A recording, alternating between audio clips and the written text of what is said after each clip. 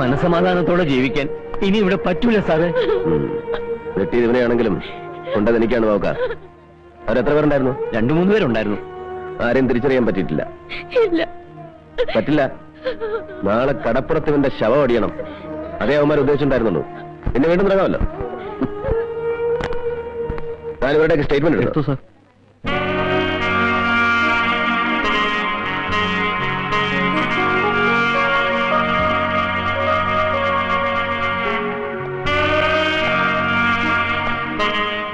ഞാൻ ആള് പിടിക്കുകയാണല്ലോ. പത്രക്കാരറിഞ്ഞാൽ front page വാർത്തയ്ക്ക് സ്കോപ്പ് ഉണ്ടല്ലോ ഈ രക്തദാനം. പക്ഷേ എനിക്കെന്തോ പേടിയാ ഇപ്പൊ തോന്നുന്നത്. എന്താ? നേരത്തെ ഒരാളിവിടെ വന്നിരുന്നു. G K Krishnan. അയാൾക്ക് ഞാൻ ഈ രക്തം കൊടുക്കുന്നത് ഇഷ്ടപ്പെട്ടില്ലെന്ന് തോന്നുന്നു. ഞാനൊരു മുസ്ലിം ആയതുകൊണ്ടായിരിക്കും. അയാളുടെ ഒരു നോട്ടവും ഭാവവും. സത്യം പറഞ്ഞ സാറ് വന്നപ്പോഴാ എനിക്ക് സമാധാനമായത്. വരട്ടെ.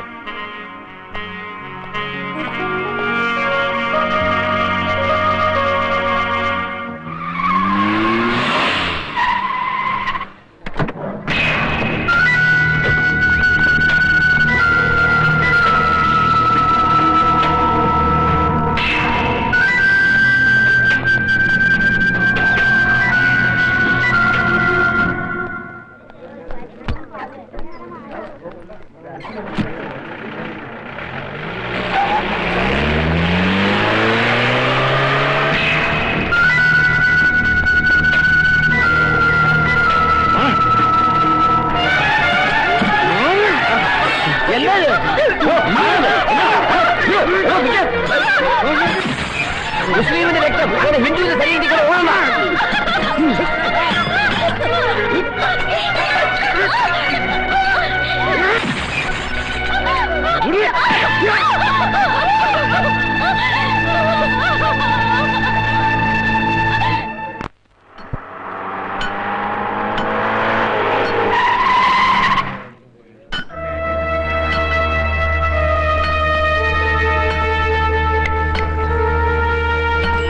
ഇവിടെ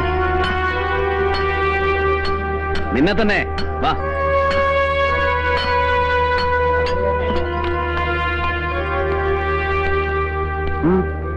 വണ്ടിയിലോട്ട് കയറി.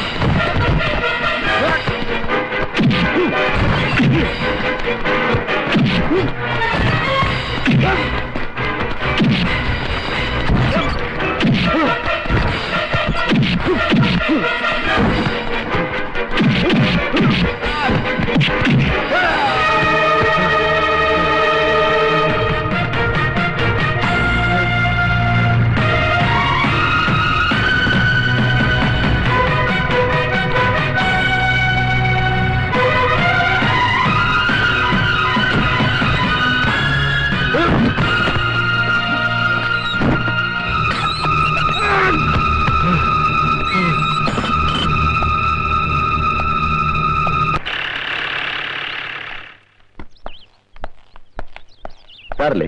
ഇക്കൊക്കെ പോയല്ലോ. ഓ, കോളേജിലേക്കാണോ? കയറി, ഞാൻ ഡ്രോപ്പ് ചെയ്യാം. ഇടയ്ക്ക് വെച്ച് ഇറക്കി വിടുവോ?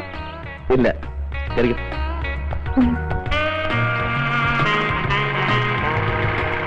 ഇന്നലെ തനിക്ക് വല്ലതും പറ്റിയടോ?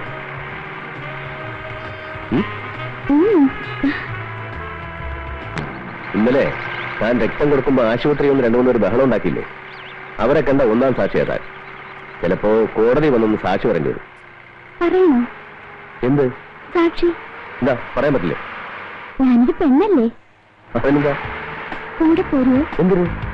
സാക്ഷി പറയാൻ കൂട്ടിന് പോരുവോന്ന്.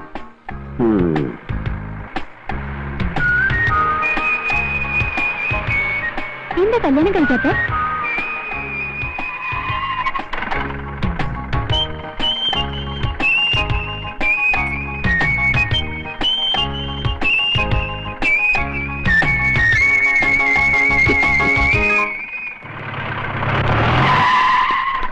എന്താടോ ഇവിടെ? RC ബുക്ക് ചെക്ക് ചെയ്യായിരുന്നു.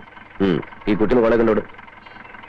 അല്ല സാർ, ഈ മന്ത്രിയുടെ പെങ്ങൾക്ക് കോളേജിൽ പോകാനുള്ള അല്ല പോലീസ് ജീപ്പ്, അവളെ കോളേജിൽ കൊണ്ട് വിടാനുള്ളവനല്ല പോലീസുകാരനും ഇടിയേറ്റെന്ന് സാർ പറഞ്ഞത്. അതെ, ഇടിയേറ്റ് എന്ന് പറഞ്ഞാൽ എന്താ തെറ്റ്? ഇറങ്ങിക്കോളൂ, ഒന്ന് കൊണ്ട് വിടറോ.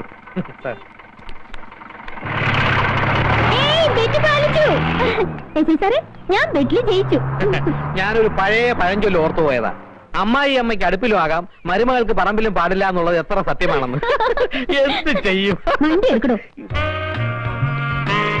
ആരാ വണ്ടി ചാരിയിരിക്കുന്നത്? മാറിയടാ.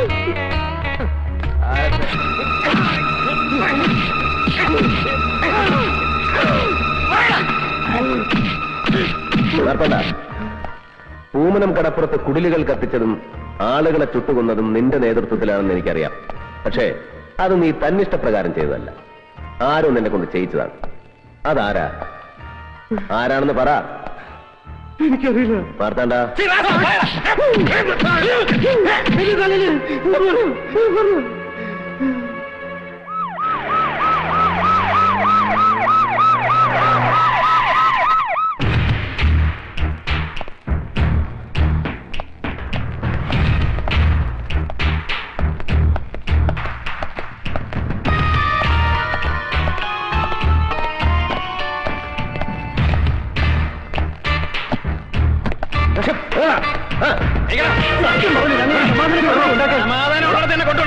ഞങ്ങൾ പറയുന്നു.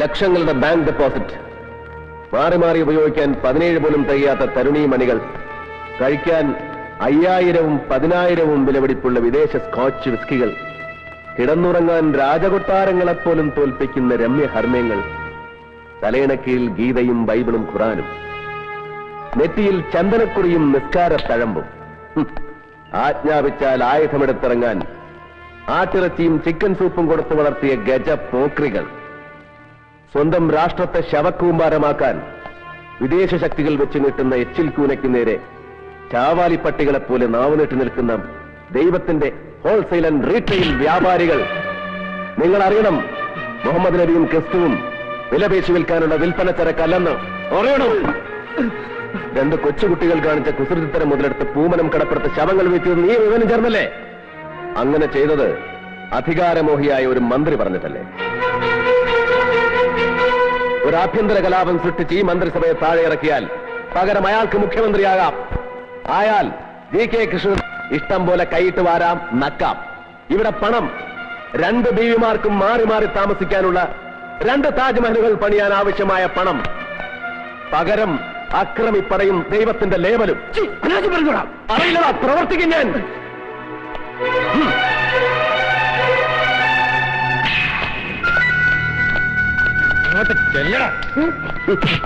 പാവം ആ മന്ത്രിയുടെ പേര് മാത്രമേ ഇവൻ അറിയില്ല. പക്ഷേ ഇവൻ പറയുന്നത് അത് നിങ്ങൾക്കറിയാവുന്ന. ഇനി പറ, ആരാ മന്ത്രി?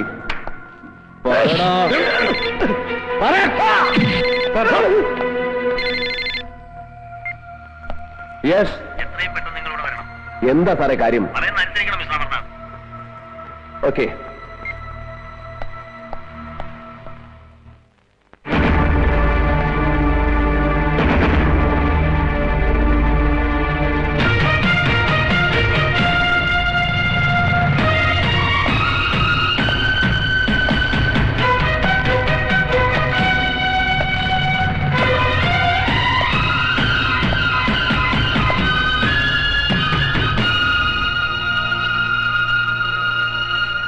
എന്റെ കണക്കുകൂട്ടലുകളൊക്കെ തെറ്റിച്ചു കളഞ്ഞല്ലോ താൻ.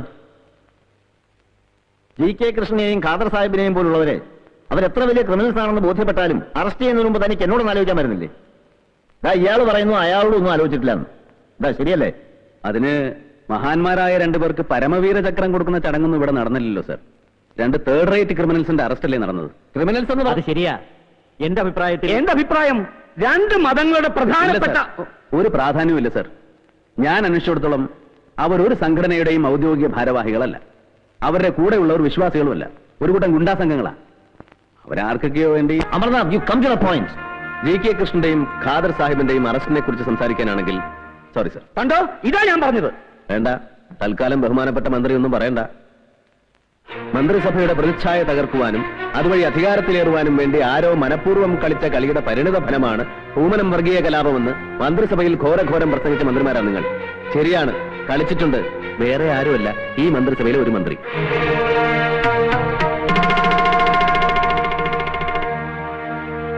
നമുക്കറിയണ്ടേ ബഹുമാനപ്പെട്ട ആ മന്ത്രി ആരാണെന്ന്? GK കൃഷ്ണനും ഖാദർ സാഹിബും ആ പേര് പറയും. പറഞ്ഞില്ലെങ്കിൽ ഞാൻ പറയിപ്പിക്കും. ഡൽഹിയിലെ അധോലോക സംഘങ്ങൾക്ക് കേരളത്തിലെ തീരപ്രദേശങ്ങളിൽ ആയുധക്കള്ളക്കടത്തിനായി പതിച്ചുകൊടുത്ത ജനാധിപത്യത്തിന്റെ ആ കാവൽമാലാക്കയുടെ പേര് ഇന്നല്ലെങ്കിൽ നാളെ ഞാൻ പുറത്തു കൊണ്ടുവരും. അതൊക്കെ ഒരു വെറും സർക്കിൾ ഇൻസ്പെക്ടറായ തന്നെ കൊണ്ട് കഴിയുമോ മിസ്റ്റർ അമർനാഥ്? മാത്രമല്ല, ഇപ്പോഴത്തെ പ്രശ്നം താനുണ്ടാക്കിയ ഊരാക്കുടുക്ക് എങ്ങനെ അഴിക്കാൻ കഴിയുമെന്നുള്ളതാണ്. GK കൃഷ്ണനെയും ഖാദർ സാഹിബിനെയും അറസ്റ്റ് ചെയ്തതിന്റെ പേരിൽ നാട് മുഴുവൻ പ്രതിഷേധം ഇരമ്പുകയാണ്. അത് കണ്ടില്ലെന്ന് നടിക്കാൻ ഈ മിനിസ്റ്ററിക്കാവില്ല. ഒരു ലഹള പൊട്ടിപ്പുറപ്പെട്ടാൽ അത് തടയാൻ തന്നെ കൊണ്ട് കഴിഞ്ഞെന്നും വരില്ല. അതുകൊണ്ട് GK കൃഷ്ണനെയും ഖാദർ സാഹിബിനെയും വിട്ടുകൊടുക്കുക. That's all. നോ. ആഭ്യന്തരമന്ത്രിയല്ല കേസ് ചാർജ് ചെയ്യുന്നതും പ്രതികളെ തീരുമാനിക്കുന്നത്. ഇനി അങ്ങനെ വല്ല അധികാരവും ഉണ്ടെങ്കിൽ ഒരു കഷ്ണം വെള്ളക്കടലാസിലെങ്കിൽ എഴുതി തന്നാൽ മതി ആ order. What rubbish are you talking? Yes sir, എനിക്ക് മനസ്സിലായി.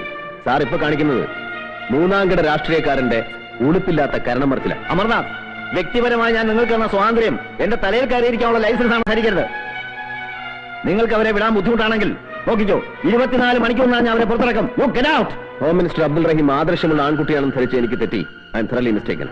പക്ഷേ ആ തെറ്റ് ഞാൻ തിരുത്തിയേ മതിയാവും. കാണാം. തോൽക്കുമെന്ന് അറിഞ്ഞുകൊണ്ടൊരു യുദ്ധം നയിക്കരുത്. പിന്നീട് നിങ്ങൾക്ക് ഒരുപാട് കരയേണ്ടി വരും. സ്വന്തം അച്ഛന്റെ ശവശരീരം പഴമ്പായിൽ പൊതിഞ്ഞ് ഏറ്റുവാങ്ങുമ്പോഴും കരഞ്ഞിട്ടില്ല സർ. രക്തം തുടിച്ചിട്ടേ ഉള്ളൂ.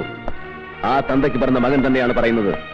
ഇതിന്റെ പേരിൽ എനിക്ക് എത്ര കരയേണ്ടി വന്നാലും ആ ദേശദ്രോഹികളെ ഞാൻ കോടതിക്ക് മുമ്പാകെ ഹാജരാക്കും. That's my duty and moral responsibility.